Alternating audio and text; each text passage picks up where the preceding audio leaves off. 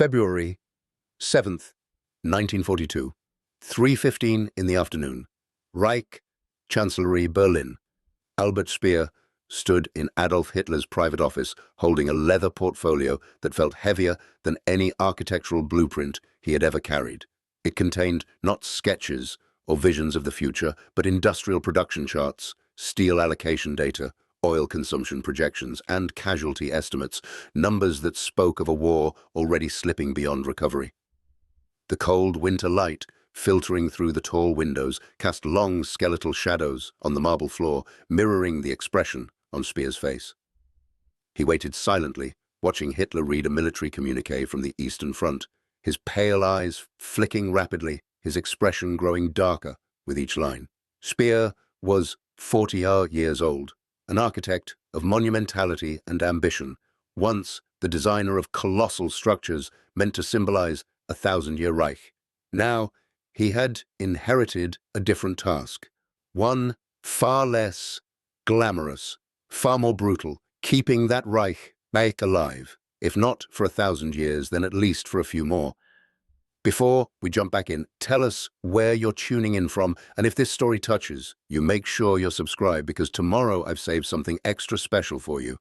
Only the day before, Fritz Todt, Minister of Armaments and the man responsible for sustaining the war machine, had died when his Heinkel aircraft crashed shortly after takeoff from the Wolf's Lair in East Prussia. Some whispered of sabotage, others of mechanical failure, and some even dared to suggest deliberate elimination. Speer had no interest in the truth. What mattered was that Todt was dead, and Hitler had chosen him, an architect, not an engineer, not an economist, not an industrialist, to take his place.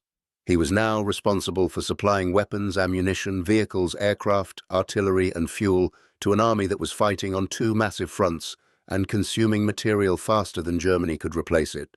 The timing could not have been worse. The army was bogged down in the snows of Russia, factories were strained, and Allied bombing campaigns were looming on the horizon. The war that had seemed so promising in 1940 was now becoming a mathematical impossibility. That was the truth, hidden inside the portfolio Speer carried. The numbers did not lie. They whispered of collapse, of limits, of thresholds already crossed.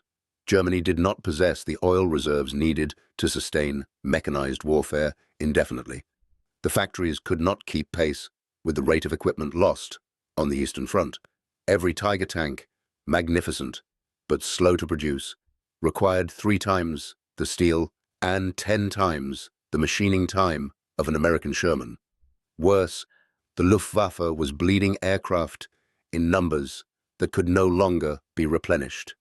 The glorious summer, where the Wehrmacht had swept across Europe, was over. Now war belonged not to the daring and bold, but to the efficient and the relentless. But Hitler would not hear it. He believed in will. He believed that spirit could defeat statistics. That determination could overpower production numbers. He believed that the Reich was destined to triumph because it was fated to do so. Hitler's war was one of ideology and destiny. Speer had begun to understand that it was a war of tonnage and time. That afternoon, as Hitler finished reading and looked up, Speer saw a weary fury burning behind the Führer's eyes. The communiqué had reported heavy German casualties and worsening supply problems in the Russian winter. Hitler demanded explanations, demanded solutions, demanded miracles. He talked of pushing harder, of forcing factories to produce more, of inspiring the German people to work harder. But factories did not respond to speeches. Machines did not respond to ideology. They responded to coal, steel, electricity, lubrication, planning, and manpower, all of which were dwindling. Speer opened the portfolio. He laid out charts showing aircraft losses, tank production rates, and ammunition output. He spoke carefully, but the truth was brutal. Germany's industrial base had been built for short wars, not prolonged ones. The Reich could still fight, could still inflict terrible damage, could even win battles, but it could no longer win the war, not unless something changed fundamentally. But that something did not exist. It had never existed. Not in Germany, not in Europe, not anywhere except across the Atlantic Ocean. in the United States. Germany controlled Europe, but America controlled capacity. Germany had the skilled engineers, but America had assembly lines. Germany had designed the Tiger tank. America had designed a way to build thousands of Shermans. German factories worked individually. American factories worked in networks, linked by railways, supply systems, interchangeable parts, and automated manufacturing. They could build ships the way they built cars. They could build aircraft the way they built typewriters. It was a kind of warfare that Germany had never understood because it was not based on brilliance, but on repetition. Hitler did not want to hear it. He dismissed American capability as weak, unfocused, decadent. He believed that industrial strength was secondary to ideological strength. He had, after all, conquered France in 6 weeks. Why should Detroit frighten him? But Speer knew better. He had begun to see the future in production charts, not in maps. Germany was no longer fighting armies. Germany was fighting factories. Once Speer accepted that truth, he also understood his role. He could not win the war, but he could prolong it. He could streamline processes, reorganize production, reduce waste, standardize designs, and redirect labor. And he did. Under Speer's administration, German output increased dramatically. Factories ran relentlessly. Forced labor, taken from occupied territories, filled the gaps left by German men sent to the front. Coal was rationed, electricity reallocated, steel prioritized. It worked for a time, but the paradox was excruciating. The more efficiently Speer worked, the longer he kept Germany fighting. And the longer Germany fought, the more lives were taken, the more cities destroyed, the more irreparable the consequences became. Efficiency had become an instrument of prolonging defeat. Industrial talent had become a tool of national suicide. It was not until 1944, when the bombs spat on the very heart of the Reich's industrial centers and American Sherman tanks rolled through Western Europe, that Germany's defeat became visible to everyone. But Speer had already seen it 2 years earlier, in the cold light of numbers, in those reports he had wished he had never read. Defeat was not a moment. It was a process. And for Germany, that process had begun the moment America joined the war. What Hitler never understood was that the true battlefield was not in Normandy or Stalingrad or El Alamein. The true battlefield was in the factories, at Willow Run, at Ford's River Rouge plant, at Boeing's Seattle production line. These places did not make speeches or issue proclamations. They made aircraft. They made ships. They made tanks. They made war possible in quantities that rendered strategy almost meaningless. Germany's defeat had not been sealed because of one battle or one mistake or one decision. It had been sealed because one nation could build faster than another could destroy, because one nation measured war in minutes, not in months. At Willow Run, a bomber rolled off the assembly line every 63 minutes. In Dearborn, steel was converted into tank armor faster than German machines could fashion it into precision components. In Pittsburgh, American steel mills produced more steel in 1 year than Germany could produce in 3. Hitler never believed it. Speer never doubted it. Years later, Speer would reflect on that afternoon in Hitler's office. He would say that it was not the day he accepted power, but the day he understood defeat. He had been given responsibility, but not authority. He could prolong the war, but not change its outcome. The numbers had already spoken. Germany, brilliant but limited, could not sustain the industrial burden of modern warfare. It could fight, it could resist, but it could never win. The Reich would last just 12 years, and in those 12 bitter years, it would rise, dominate, crash, and burn. But the truth came not in tanks or speeches or parades.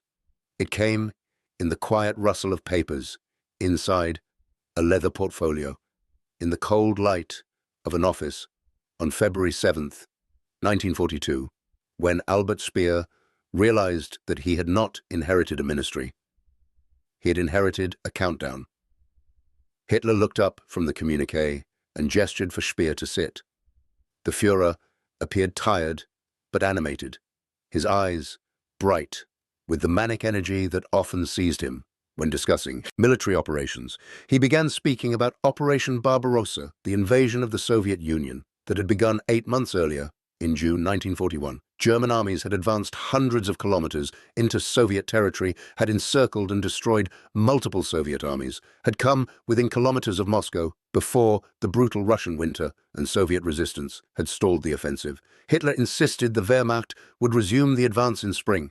Moscow would fall, the Soviet Union would collapse. Germany would be master of Europe from the Atlantic to the Urals. Speer listened without interrupting, but his mind was elsewhere, focused on the documents in his portfolio, the reports and production statistics he had spent the past 36 hours reviewing, since assuming his new position. The numbers in those documents told a story that contradicted everything Hitler was saying. Germany was not winning this war. Germany was losing, and the margin of defeat was growing larger with every passing month. Speer had requested detailed intelligence assessments about enemy industrial capacity from every available source: Wehrmacht intelligence, foreign ministry contacts, neutral diplomats, captured documents, anything that could provide insight into what the Allies were actually producing. What came back was terrifying. The Soviet Union, despite having lost enormous industrial centers to the German advance, was producing tanks and artillery at rates that exceeded German output. Soviet factories evacuated east of the Ural Mountains, beyond the range of German bombers, were churning out T-34 tanks by the thousands. Britain, an island nation Germany, had tried to starve into submission through submarine warfare, was not only surviving, but increasing its production of aircraft, ships, and weapons. And then there was America.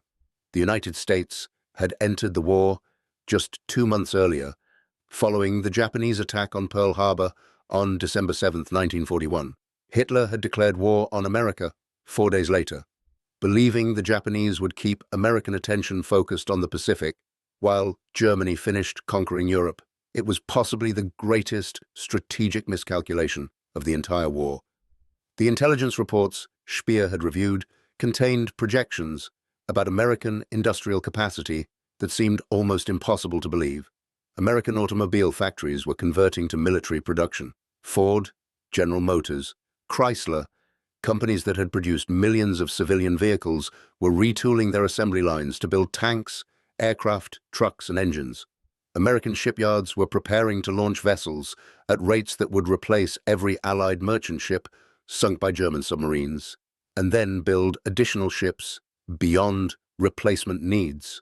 American aircraft manufacturers were expanding production facilities to output numbers that dwarfed anything Germany could achieve. One facility in particular had caught Speer's attention in the intelligence summaries: Ford Motor Company's Willow Run plant near Ypsilanti, Michigan. Construction had begun in April 1941, 6 months before Pearl Harbor. The plant was designed with a single purpose: to mass-produce B-24 Liberator heavy bombers using automobile assembly line techniques.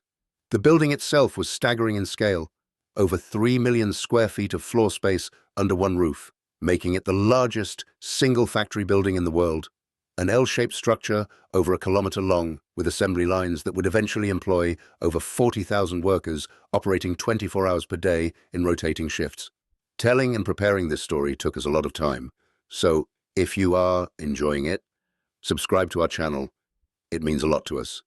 Now, back to the story. The intelligence reports indicated that Ford's engineers had completely reimagined how bombers could be built.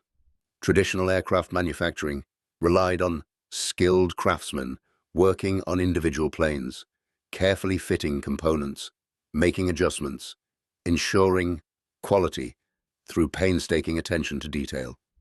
Each bomber was essentially custom-built, which meant production was slow and labor-intensive.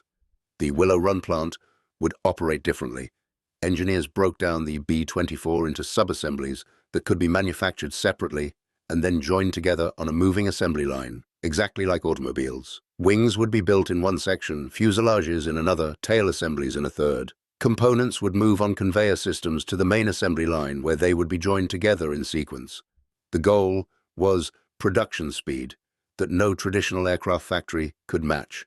Ford's executives had announced they would produce one complete B-24 every 63 minutes once the plant reached full operational capacity. One bomber every single hour.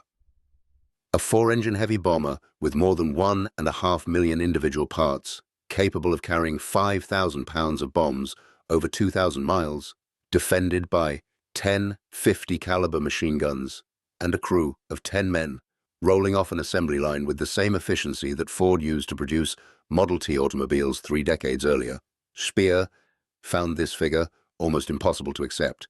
He knew aircraft manufacturing. He had toured German factories. He understood the complexity involved in building a modern bomber.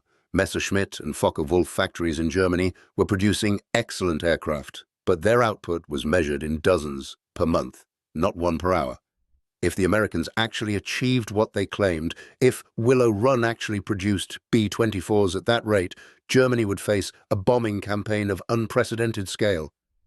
But there was something even more disturbing in the intelligence reports. Willow Run was just one factory producing one type of bomber. The United States was simultaneously building factories for B-17 flying fortresses, for P-38 Lightning fighters, for P-51 Mustang fighters, for transport aircraft, for trainers, for every category of military aviation. And those same American factories were also producing for Britain, for the Soviet Union. Under the Lend-Lease program, the President Franklin Roosevelt had pushed through Congress in March 1941.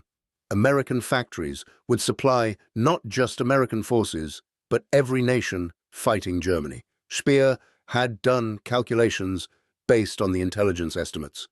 If the American production projections were accurate, if Roosevelt's announced goals of 50,000 aircraft in 1942 and 100,000 in 1943 were actually achieved, Germany would face a combined Allied air fleet that outnumbered the Luftwaffe by ratios of 3-to-1 or worse. German aircraft production in 1941 had reached approximately 11,000 planes. Speer's mandate was to increase that output dramatically. He believed he could double production, perhaps reach 25,000 aircraft per year, if he implemented reforms to streamline manufacturing, reduce bureaucratic interference, improve resource allocation.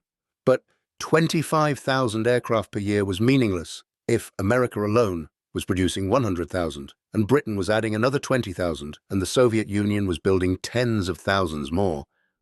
The mathematics were brutal and undeniable. Germany could not win an industrial war against that coalition.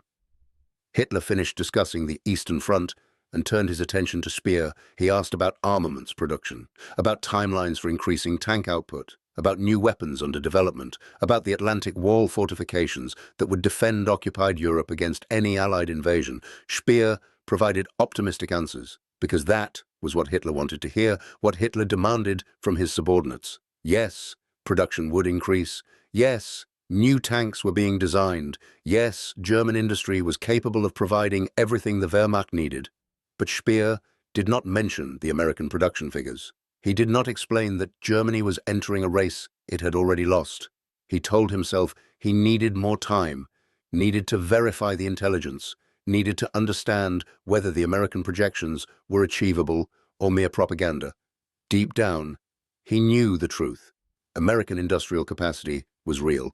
The projections were conservative, if anything, and Germany had made a catastrophic error by declaring war on a nation whose factories could bury the Reich under an avalanche of steel. 3 months later, May 1942, Speer's worst fears were confirmed. German intelligence obtained detailed information about Willow Run's progress from multiple sources. Swiss intermediaries provided photographs and technical assessments. Neutral Swedish journalists visited the facility and published reports. American newspapers and magazines ran stories about the plant, complete with production statistics that any German agent could read. Security was surprisingly lax because Americans saw no reason to hide what they were building. They wanted the world to know, wanted Germany and Japan to understand what was coming, wanted their enemies to recognize the futility of fighting American industrial might. The intelligence reports indicated Willow Run had encountered significant initial problems. Ford's engineers had underestimated the complexity of aircraft manufacturing. Assembly line techniques that worked perfectly for automobiles did not translate smoothly to bombers. Components did not fit properly. Quality control was inconsistent. Workers trained on automobile assembly struggled with the precision required for aircraft. The plant's massive size created logistical problems. Moving components through such a large facility took longer than anticipated. Bottlenecks formed at critical assembly stations. Production rates in early 1942 were far below Ford's announced goals. American newspapers criticized the delays. Journalists dubbed the facility "Will It Run?" in mocking reference to the production problems. Labor unions complained about working conditions. Military inspectors rejected aircraft that did not meet specifications. Congressional committees investigated why Ford was failing to deliver promised numbers. For a brief moment, Speer allowed himself to hope that maybe the American industrial miracle was exaggerated, that maybe Ford's ambitions exceeded their capabilities, that maybe Germany had more time than the projections suggested. That hope died in August 1942 when new intelligence arrived, indicating Ford had solved the production problems. Engineers redesigned components for easier assembly. Workers received better training. Quality control procedures improved. Assembly line processes were refined through continuous iteration.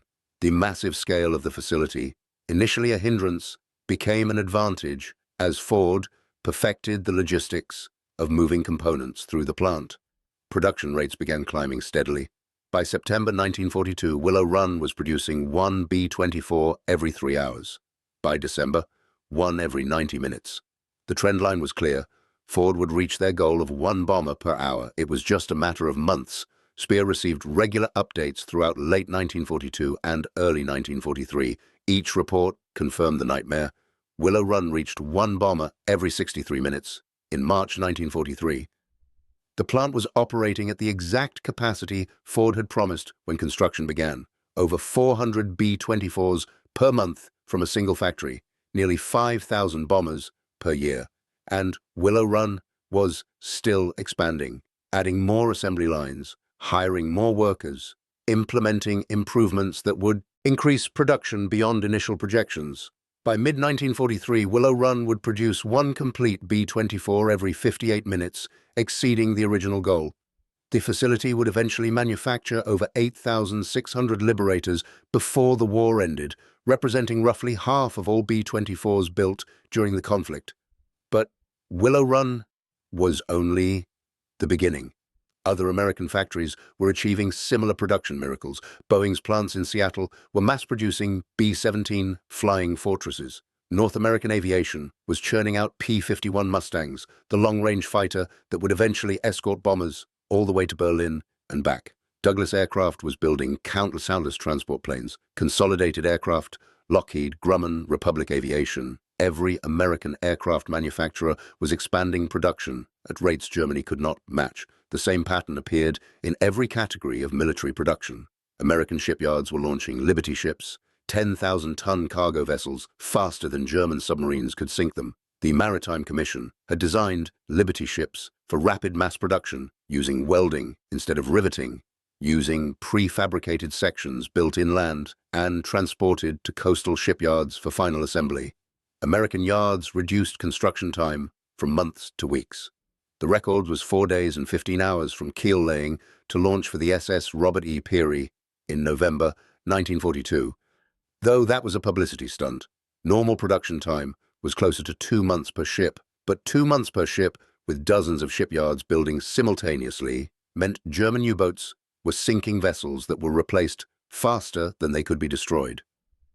By autumn 1943, all Allied shipping losses since September 1939 had been replaced. The Battle of the Atlantic, which Germany needed to win to strangle Britain, was being lost because American welders were outproducing German submarine captains.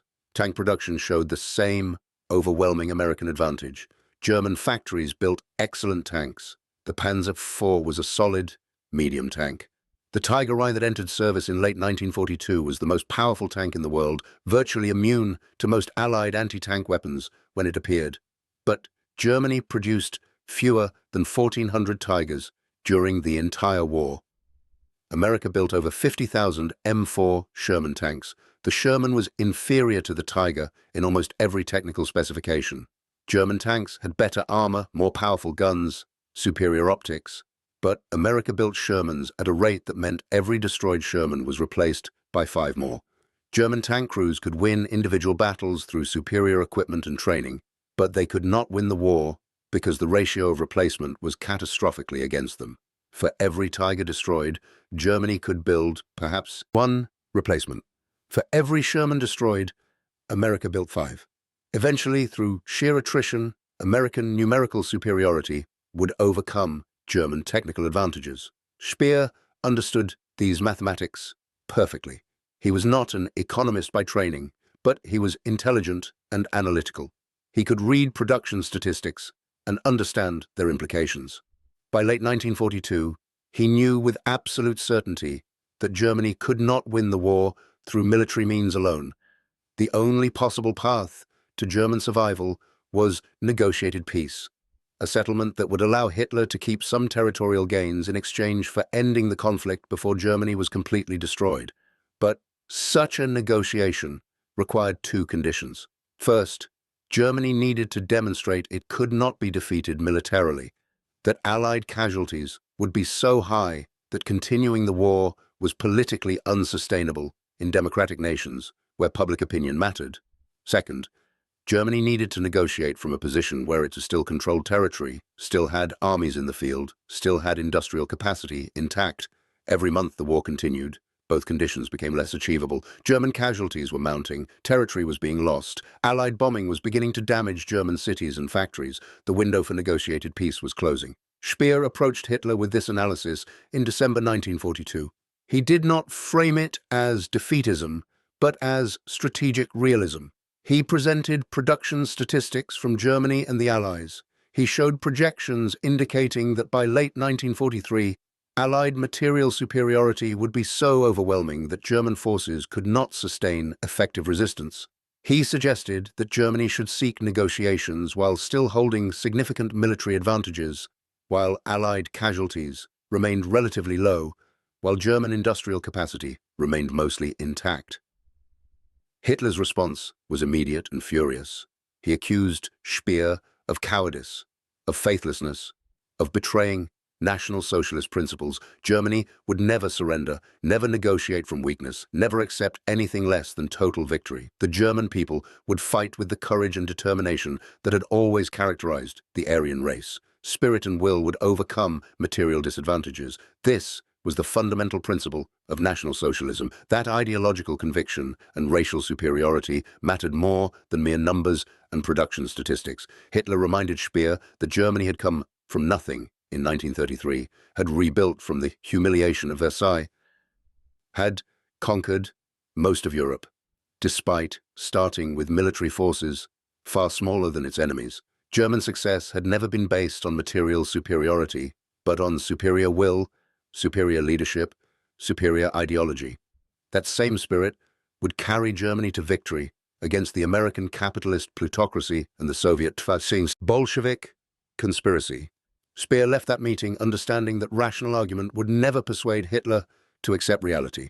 The Führer lived in a fantasy world where determination could overcome industrial mathematics, where ideological conviction could defeat bomber formations, where belief in German racial superiority would somehow produce the tanks and aircraft and ammunition that factories were not manufacturing in sufficient quantities. From December 1942 onward, Speer functioned with 2 separate and contradictory objectives. Publicly, he worked to increase German war production, to streamline manufacturing, to implement reforms that would squeeze more output from limited resources. He achieved remarkable results through organizational improvements, through ruthless prioritization, through exploitation of forced labor from occupied territories. German armaments production tripled between 1942 and 1944 under Speer's leadership, an achievement that earned him reputation as the miracle worker who kept Germany fighting years longer than should have been possible. But privately, Speer knew the miracle was temporary and meaningless. Every increase he achieved was overwhelmed by larger increases in Allied production. Germany was running faster and falling further behind. By early 1943, American bomber formations were appearing over Germany in daylight, attacking specific industrial targets with precision bombing techniques. The 8th Air Force, flying from bases in England, began systematic attacks on German aircraft factories, ball-bearing plants, synthetic oil refineries. Each raid cost the Americans dozens of bombers and hundreds of aircrew, losses that should have been unsustainable. Except American factories replaced those bombers faster than German fighters could shoot them down. In October 1943, the 8th Air Force flew 2 massive raids against Schweinfurt, a city that produced most of Germany's ball bearings. The second Schweinfurt raid on October the 14th cost the Americans 60 bombers and 600 aircrew. German propaganda celebrated this as a great victory, proof that the Reich could defend itself against Allied air power. Speer knew better. The Americans had lost 60 bombers, but Willow Run alone would replace those losses in less than 3 days. The 8th Air Force had hundreds of bombers. They would return, and they did return again and again, each time with more aircraft, more experience, better tactics. The mathematics of attrition were working in America's favor because American production exceeded German defensive capabilities. The Luftwaffe could shoot down Allied bombers at rates that would have broken any historical air force, but American factories simply built more. By mid-1944, American bomber formations of 700 to 1,000 aircraft were striking German targets. Fighter escorts, initially unable to accompany bombers deep into Germany, were replaced by long-range P-51 Mustangs that could fly to Berlin and back. The defensive battle over Germany became unwinnable. For every German fighter that shot down an Allied bomber, American factories sent 5 more bombers and 2 more escort fighters. The Luftwaffe was bleeding to death against an enemy that grew stronger every month. Speer watched this unfold with a mixture of professional admiration and personal despair. The American production system was everything he had tried to implement in Germany, but could never fully achieve. Mass production, standardization, interchangeable parts, assembly line efficiency, vertical integration of supply chains, everything that American industry had perfected over decades, was now being applied to military manufacturing. And there was nothing Germany could do to counter it, because Germany did not have the industrial base, did not have the natural resources, did not have the protected geography that made American production possible. The United States sat between 2 oceans, protected from enemy bombers, supplied with resources from across the American continent, connected to global trade networks through naval supremacy. German factories sat in the Ruhr Valley within range of British bombers, dependent on resources from occupied territories that were increasingly difficult to defend, connected to supply lines that Allied air power was systematically destroying. The final proof came in May 1944, when American bombers began the systematic campaign against German synthetic oil production. Speer had always known oil was Germany's critical vulnerability. The Reich had virtually no natural petroleum.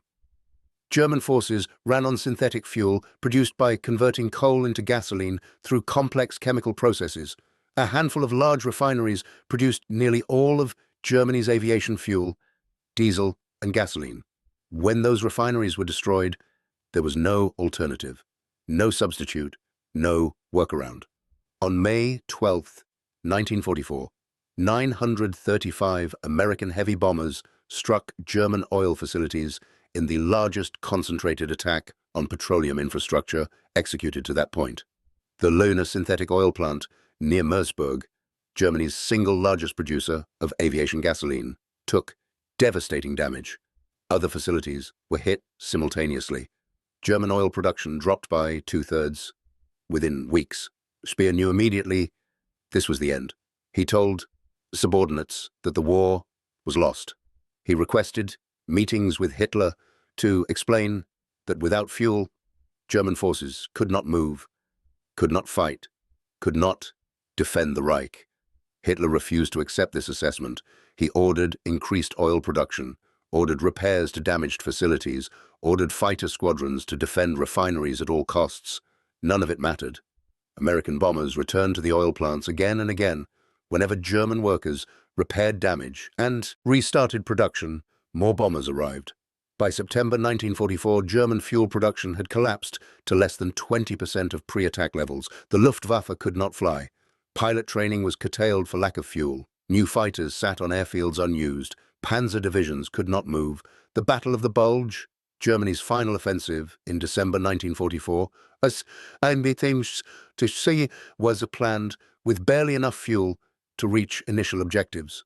German commanders explicitly counted on capturing American fuel depots to sustain the attack beyond the first few days. When that failed, panzer formations ran out of gasoline in the Ardennes forest and were abandoned by their crews. Thousands of tanks that had survived the journey from German factories, that had functioning weapons and trained crews, sat immobile because there was no fuel to move them. Speer's worst nightmare had come true. German production meant nothing when there was no fuel to make weapons operational.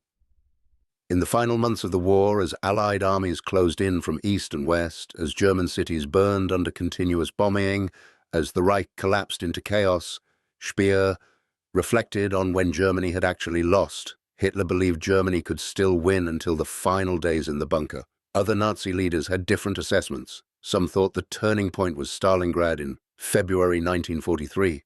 Others said the Allied invasion of Normandy in June 1944. Military historians would debate this question for decades, analyzing campaigns and battles and strategic decisions. But Speer knew the answer with certainty. Germany lost in 1942, the moment Hitler declared war on America, the moment American factories began converting to military production, the moment Ford started building Willow Run. Everything after that was just a matter of time, a question of how long Germany could sustain futile resistance against overwhelming material superiority. The war was effectively over before most Germans realized it had truly begun. They just did not know it yet because they had not seen the production statistics, had not understood what one B-24 every 63 minutes actually meant when multiplied across hundreds of American factories, sustained for 4 years, applied simultaneously in Europe and the Pacific against both Germany and Japan.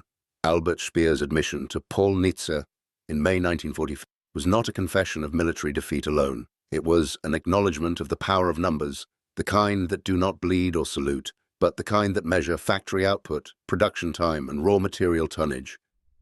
In cold terms, it was a recognition that by late 1942, the war had already been decided, not by courage, strategy, or even genius, but by the sheer arithmetic of industrial capacity. Germany, with all its ideological fervor, technical brilliance, and military tradition, simply could not outproduce an America that had perfected the science of mass manufacturing. It was, Speer explained, a mathematical truth, not a political one, and mathematics, unlike dictators, could not be intimidated or silenced. The irony was palpable. For decades, German leaders had believed that willpower, discipline, and superior engineering defined military success.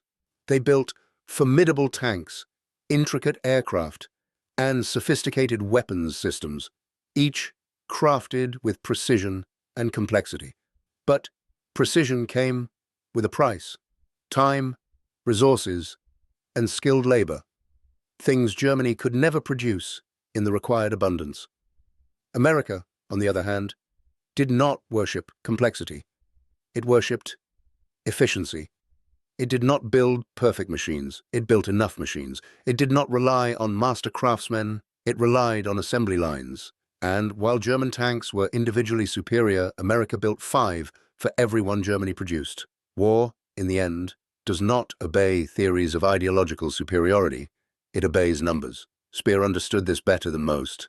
As Minister of Armaments and War Production, he had been tasked with performing miracles, increasing output despite the Allied bombing, shortages, and collapsing infrastructure. And, in some ways, he succeeded. German production reached its peak in 1944, even as its armies were in retreat on all fronts. But it did not matter. Each German tank was met by 5 American Shermans or 4 Soviet T-34s. Each German fighter was contested by swarms of American P-51s and British Spitfires. Every U-boat sent into the Atlantic was hunted by aircraft built 3 per hour in American factories. The more Germany produced, the quicker it was overwhelmed.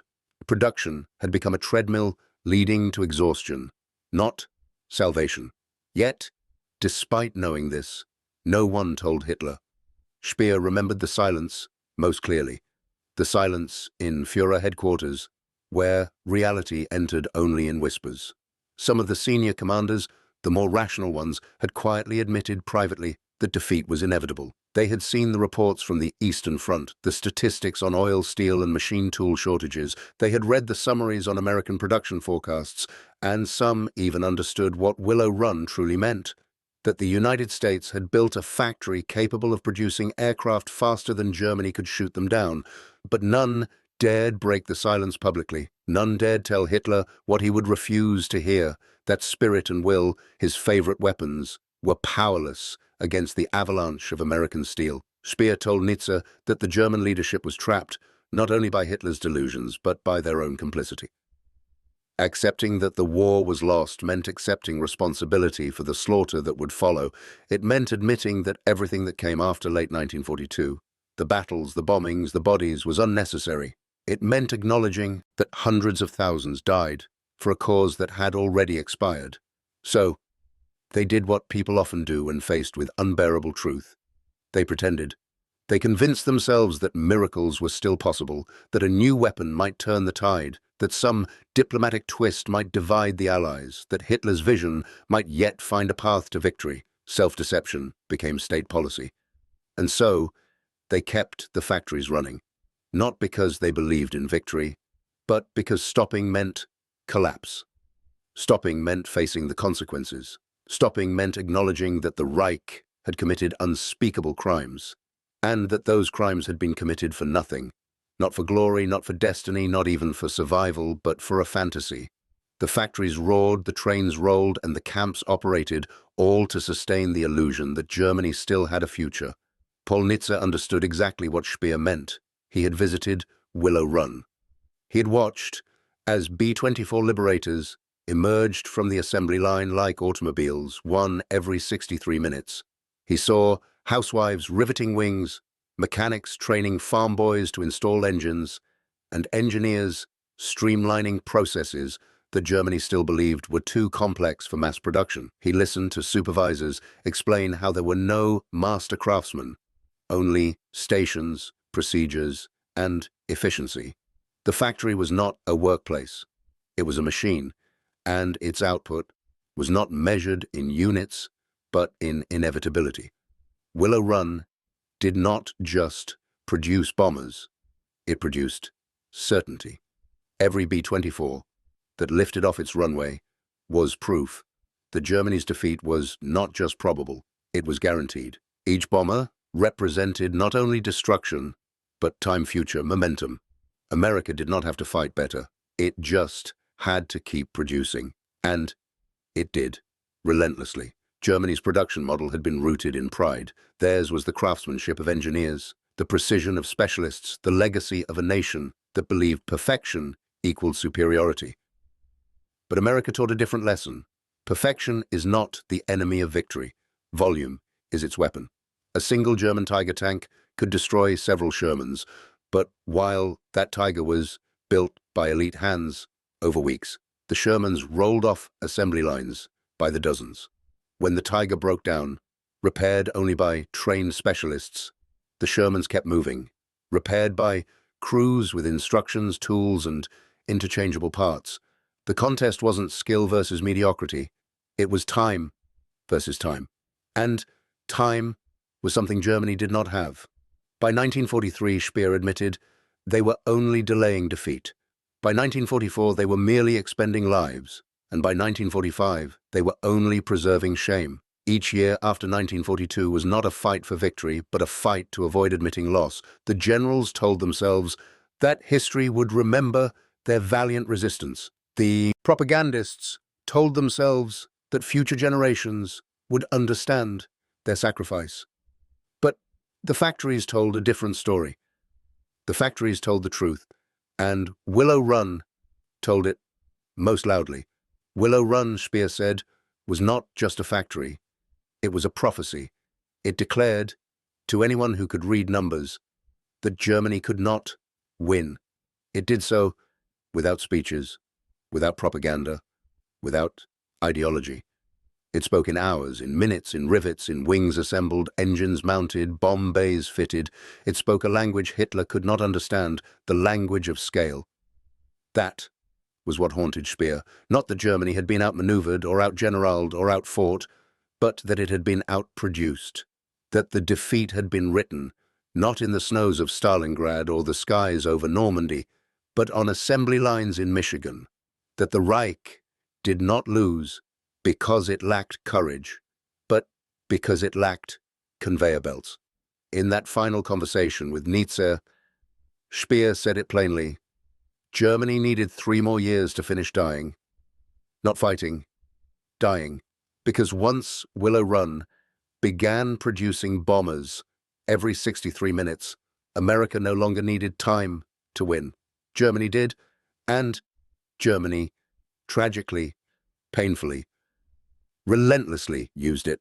Up next, we have 2 more incredible stories that are waiting for you. Just click the image you want to watch, and it will take you there.